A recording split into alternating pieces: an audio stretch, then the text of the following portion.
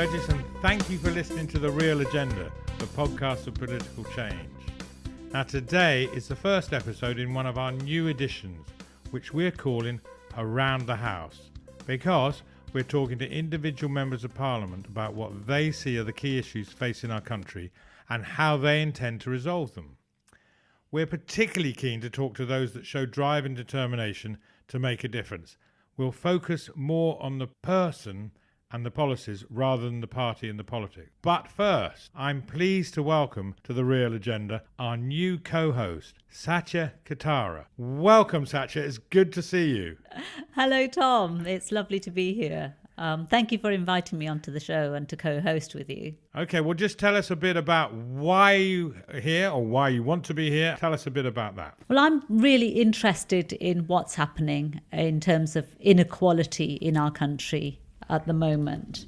You know, we are the 5th richest country on the planet, and yet we have millions of people who live on the poverty line. We have over 4 million people who are forced to use food banks. We have the biggest wealth gap in this country ever in history. And it just goes on and on and on. And I want to be able to do something about that. And I think part of what the Real Agenda does is really look at not only the issues that we're facing, but also what are the solutions. I was reading an article just recently, and it was about the UN who came and did a special report on poverty here. And the UN Special Rapporteur, Philip Alston, has said that poverty in the UK is a political choice. And I believe that for far too long, all of us here, living here, have accepted what we've been given. But poverty is not inevitable. We can do something about it. And I, for one, want to try and get that message out to everyone. Being at the Real Agenda, I think, would help us to do that and, make a real change. Okay, and one of the things that we want to do is we want to create a fairer, more just, a more compassionate society. And I think that Britain has lost its way on that, and we can find our way back, and we want to do that. Thank you very much, Satya. I'm really pleased to have you on the team. And we'll be hearing more from Satya in future episodes of The Real Agenda. Meanwhile, back to today's show, Satya and I went to the heart of the old Houses of Parliament building, to the office of Johnny Mercer, the MP for Plymouth Moor, since 2015. Now, Johnny was a captain in the British Army and wrote a 2018 book based on his experience called We Were Warriors. And on a lighter note, he's also appeared in a commercial for Dove personal care products and a reality TV show. I started by asking Johnny what he thought the main problems facing the country today. Well, I think the biggest challenge clearly is Brexit. I think there's been a fundamental misunderstanding of what that Brexit vote was. Was it about Europe? Yes, of course it was. But it was about far more than that. It was about people who felt like Westminster had no idea, but worse than that, kind of didn't really care what it was like to walk in their shoes. If you look at the evidence, if you were below your household income, if you're on state welfare, if you're on a state pension, all these things that rely on good governance, you were more likely to vote to leave the European Union. And so if we miss that lesson of what Brexit was really all about, I think we'll miss an opportunity. But how did we miss that lesson? You know, what you're seeing currently, even playing out today really, is the kind of collapse and the inadequacy of a political generation of career politicians who, aren't bad, but come here for reasons that are different to perhaps their predecessors and certainly those of us who've come later. I think they've always seen Brexit, this Prime Minister has seen Brexit as a problem to be managed rather than an opportunity for change, which is why a lot of people voted for it. I think the way that politicians generally have treated the British people over the last 20-25 years has probably brought us here. And what do I mean by that? If you look at the argument around immigration in this country, there was an effort by people in London to make anybody who spoke about immigration feel like they had some sort of racism problem. Whereas the reality is, for people in this country who rely on public services, for whom government is huge. They're heavy users of the NHS. Social housing is a roof over their head. Free school meals is a meal for their children. For them, immigration represented something else, which was a denigration of public services over time that made them feel like they weren't important, they weren't valued, and they didn't care. And so every time someone brought up immigration and it was kind of dismissed in the corridors of power, they felt more and more frustrated. And then when the Brexit referendum came along, those sort of leading that campaign saw it as something they could light the touch paper about.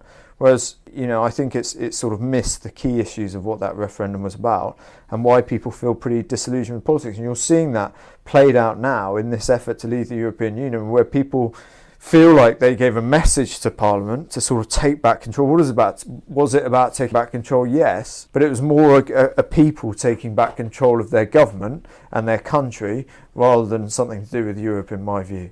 So I think why we've got here and how we've got here is pretty clear. I think one of the critical questions is how we get out of it. So a lot of people have been clear about the causes of Brexit, but still in the last 2 or 3 years nothing appears to have been done to resolve any of those. And I think that's a fair analysis, and it's something that I've sort of talked about week after week. You go and bang on doors in Plymouth and they'll think a lot of kind of like, why are you still talking about Brexit? This happened 2.5, 3 years ago now. So what does that come down to? Probably two things. One is that the government has failed to have this agenda outside, this really positive agenda through good secretaries of state who are going to go out, espouse and advocate. But secondly, this inability really to extend the bandwidth to get anything actually done. There have been some good things done, some good policies. We've got a 10-year plan for the NHS, more money going into it than ever before. But because of the way Brexit's been handled, because of the way some of the policies have played out through mistakes in saying things like, around food banks or Northern Ireland and things, people begin to question our sort of values and our ethos. And they start to lose faith with everything, including the Brexit process. So what would you like to do about these particular issues that we've just started to talk about? Look, I think we need to understand really that politics is fundamentally changing. It's changing faster than it's changed before. You look in the US where Donald Trump is the president, you look at Jeremy Corbyn who's become leader of the opposition. And you can obviously look at that, and there's no point though being quite, kind of sneering at it, because they've ultimately managed to do what we haven't managed to do in terms of getting people out to vote for those causes that we believe in: social justice, better mental health provision, our military, our international outlook, and things like that. I am of the view that actually you look at Corbyn going off to the left and you look how my party's been kind of dominated by those who have a purist view of Brexit. Actually, there's a massive centre ground just sort of waiting to be set on fire in this country with the right ideas, the right policies, the right politics. The idea that my generation is not engaged is a load of rubbish. They're actually more engaged than they ever have been before. It's just that they don't like what's on offer. Anyone can scroll through Facebook and see the number of political items on there that inevitably all of our friends will have said, I don't usually comment on politics, but, and then written a rant against the machine. People are more engaged than ever. They didn't have this ability in the past. Social media and the internet has absolutely changed everything around politics. We've got to catch up with that, So one of the things that's very important is the increased level of poverty in this country. Yeah. You've talked about this. How would you propose to tackle that and reduce that significantly? Look, I think the way people have looked at poverty over the years has, from a government point of view, I don't buy into this idea that government's kind of bad and they're not interested in poverty and they're just making people poorer and inequality is getting greater and so on. You've got to look at the data with a clear eye. And yes, in my view, there has been too much focus when it comes to poverty on improving or increasing family income rather than really going after the causes of poverty and deprivation in constituencies like mine. So evidentially, the three main causes of poverty are worklessness, family breakdown, and lack of skills and education. And the Conservatives, to their credit, with the Life Chances agenda, actually tried to go after those three things. Obviously, we've slightly lost our way in recent times. But if you can get back to actually, not in a kind of pious way, looking at poverty and and doing things that make you feel better because of your contribution to it, i.e. just throwing money at it, thinking, right, what are we actually going to structurally change to make life fairer for these people, to give them the opportunity that irrespective of the places of their birth, their life chances are the same in this country, whether you're in the poorest part of Plymouth or you grow up in Chelsea. What are the fundamental things we're going to change? And when you start doing that, you start picking away at things like public services, which are a lifeline in communities like mine. Buses, no one talks about buses in London, right? Buses are the biggest part of government of the state, if you like, that a lot of my constituents see every day. But because we're so sort of focused on the macro picture of what's going on in this country at the moment, particularly around Brexit, this stuff's getting lost and people feel like we don't care. The opposite is true. The trouble with that is that the standard of politics just goes down and down, I'm afraid. Taking the poverty concern, how specifically could that be changed? There's been some fairly bad policy decisions, I'm afraid. For example, in substance abuse and addiction programmes, £30+ million taken out of those. I can't legitimately support that. It has happened over this Conservative government, and things like that I find very painful. We're not very good at talking about the family anymore. We're so keen not to offend anybody, but family is one of the biggest causational factors of deprivation in some of our communities. Worklessness as well. We've done some good stuff around worklessness, but there clearly is some way to go in terms of making people feel like they can access the workplace from some of our most vulnerable areas of our constituencies, like, for example, disability employment.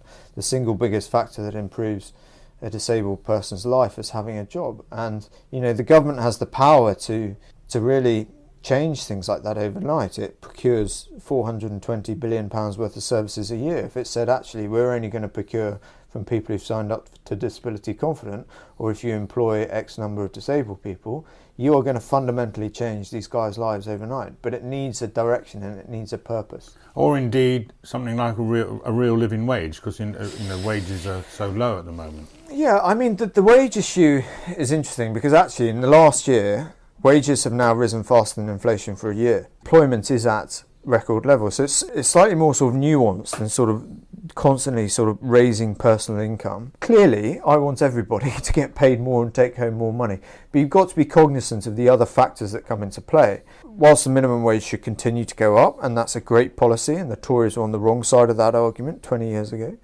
I do think it has to be balanced with the business community, and there is a kind of anti-business, wealth creation rhetoric going around that I do find is not really appropriate at the moment, because these are the people who take the risks, who provide the jobs, who provide the taxes, who fund the NHS. So it's all a balance. I'm not saying never to funding a living wage, but it has to be done in coordination with other aspects of the economy to make sure we're not sort of shooting ourselves in the foot. In many cases, companies can afford to pay more wages at the lower end, but they choose not to and rather retain that in profits. And it's trying to find some way that they could be encouraged to absolutely pay people enough to live on. Absolutely, and I agree with that. But I'm not a fan of sort of telling private. Obviously, I believe in regulation and making these guys abide by the law of the land. But I'm not really a fan in terms of telling them, sort of getting involved in their business. I think clearly that if they start paying people more, they make it more attractive to work there, then that's a better working environment. They won't have problems recruiting and things like that. But that is kind of a market force that I'm not sure politicians should get involved with. So you talked about the 4 Ps the other day. Yeah. Tell us about that. How we change. These are how you could bring change. So I started with people, didn't I? And how... You tell me, if you still... Yeah, I started with people. Yeah. I do think we tell haven't... Tell us about it. Well, I think we could have done better to select slightly different people over the last 20 years, and that's probably helped contribute to where we are at the moment. People think that, they have a view of the House of Commons that I don't think is accurate. There are lots of modern, compassionate Conservatives on these green benches, but they're not the sort of people you're going to hear on the Today programme every morning or news nights every night talking about the same thing they talked about in the Chamber for the last 20 or 30 years. And I'm not saying there's a clean sweep of these people, but you have a balance, right, between those who've gone out and won seats, like I have, and know what it takes to advocate to stay in power and to win an election, as well as those who are going to provide you with, inside knowledge of running a government and things like that. I think policy is really important. That was the second P. But you've got to look at it in a slightly different way. It's actually about the principles that policy conveys, right? So 2 of the biggest policy changes that have affected my constituents is one we've talked about already, which is the minimum wage. The Tories were kind of on the wrong side of the argument of that for too long. Income tax thresholds, which was kind of a Lib Dem thing brought in the coalition. Those two policies combined have put more money into my poorest constituents' pockets than anything else. So policy is important, but like I said, it's the principle and the ethos that policy conveys. And I think we just need to be careful, particularly around things like universal credit, which done well is a transformative change to this country. But we've seen too many cases of it going wrong. So that makes me think that it hasn't been done properly. It's become this sort of toxic benefit, if you like, which could actually have really changed lives in some of our hardest to reach constituencies. So our last P, what was that? Can you remember? You weren't listening in my speech, were you? So what have we got? We got people. Perspective was the last one, right? How we actually look at things. So in this place, we're very good at producing leaflets as to this is how much we're putting into the NHS, this is how much we're doing here, this is how much we're doing there. Actually, if we need to change the perspective and have the courage to sort of turn the telescope round and ask what is it like to live in Britain in 2019 after 9 years of Conservative Party rule. What is it like being on a mental health waiting list for having a psychotic son? What's it like having a disabled child? What's it like relying on public services to get to work every day? And until we can actually do that and reverse the perspective, I think we're always going to be looking at this problem in slightly the wrong way. So if there were 3 policies or initiatives that you could do on your wish list, what would they be? One would be around disability employment. I would mandate companies that take government contracts that I'd tighten up the disability confident sort of badge people have, make it actually mean something, so that you completely transform the workplace for disabled people. I mean, that's a policy I'd like to see. My 3 big things are infrastructure, public services and wealth creation. So look, around infrastructure, London's a huge success, and I'm not anti-London in any way. But I do think that bang on doors in constituencies like mine, and you find out what people want. They want good jobs coming to their local area so that their children can get a job, but not just any old job, a decent job with a big company that comes down to the local area. How do you get more business into your local area? You have much better infrastructure. You have an ability to conduct business away from London, the ability to move around the country much better. Public services, look, I think public services are an absolute lifeline for many, many of our constituents. And it's kind of them that mark our card when they go wrong and voted in the way they did in Brexit. And it comes back to learning that lesson of Brexit I talked about earlier. And the other thing is wealth creation. We need to be the number one place for people to do business in Europe and all over the world. And if we can do that and we can continue to raise the receipts in the Treasury, we'll continue to be able to provide world-class healthcare and the other services that rely on the sort of take within the Treasury. But we're not going to do that unless we actually make an effort to be as business friendly as we possibly can and encourage wealth creation within the UK. Everybody's involved in creating the wealth, and at the moment the system means it's accumulated by a few. So how do we overcome that so that we can fund public services? One of the big things that my tribe kind of miss out on is tax avoidance with the big companies. You have to think about who our core supporters are. Think about what really matters to them. A lot of them will be young, aspirational or middle-aged aspirational people trying to set up a business, trying to get going, trying to improve themselves, improve their families' lives. And for them to go through that and be chased to the ends of the earth for relatively small amounts of tax, to watch the bigger companies have a hotline to the Chancellor and seemingly pay no tax, that is a fundamental injustice that needs to change. And it speaks to our values as well. Do we give the big guys a kind of free pass, go after those who can't sort of defend themselves properly? Clearly the answer to that is no. So I think that's a big area where we could improve. So finally, just a bit about you. Why are you doing this? Because I'm one of those people who actually believes in the power of this place to improve people's lives. For people who have not had a voice for too long, I came into it looking at the veterans care piece because I was one of those voices who had no representation. And during this journey, I've fallen in love with the people of Plymouth who absolutely deserve better than they've had from government for many, many years. I feel passionately about improving their lives and making government work for them. I think we've kind of lost our way about what government's about in this country. this kind of game that people get embarked on is actually about making it work for the people who pay for it, who are the taxpayers. And I enjoy that challenge, and it's an immense challenge at the moment. Johnny, thank you very much for your time today. That's great. Thank you. And then the division bell went for MPs to go to vote. To find out more about Johnny Mercer, go to johnnyforplymouth.co.uk. And apologies for some strange clicks and noises on that recording. Now, you may have noticed that we made no reference to political party. That's deliberate, as to me, that is not the issue. It is more about, is this person compassionate, courageous, determined to bring positive change for the improvement of lives of not only their constituents, but across the country? Will they put the good of, and indeed the will of, the people above party? We have to find common ground if we're to make progress. I believe most of our national politicians are driven to bring positive change, but they can get bogged down in partisan positions, and there is a lack of leadership to stand up for what is right. Many years ago, I was actually interviewing an MP for a political newspaper I edited. He blatantly said that his main role was to keep what he described as the socialists out. Soon after that, he was out.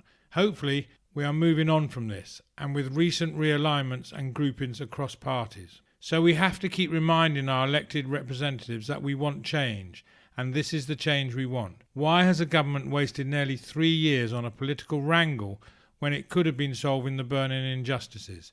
It is time for a new approach. So what do you think? Do email us at tom@realagendaradio.org with your comments and ideas, as this is your show and we'd love to hear from you.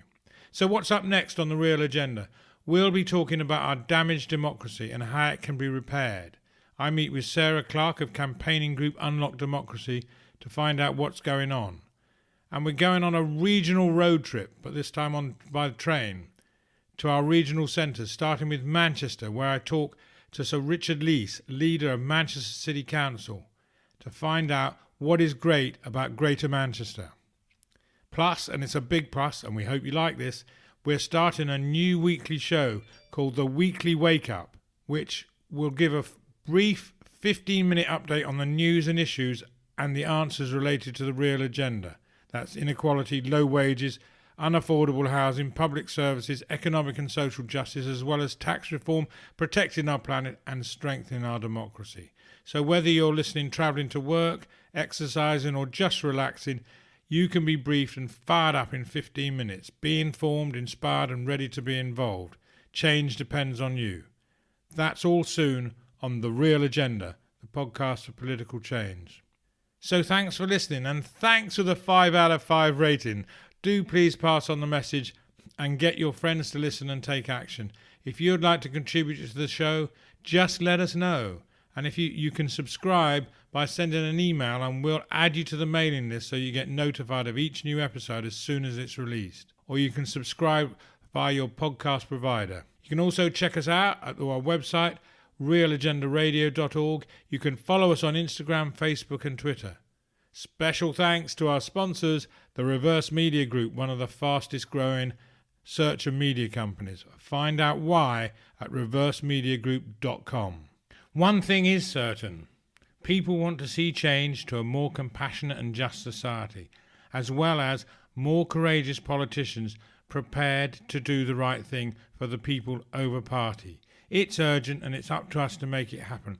That's the real agenda. I'm Tom Burgess. Thank you for listening, and I look forward to talking to you again soon.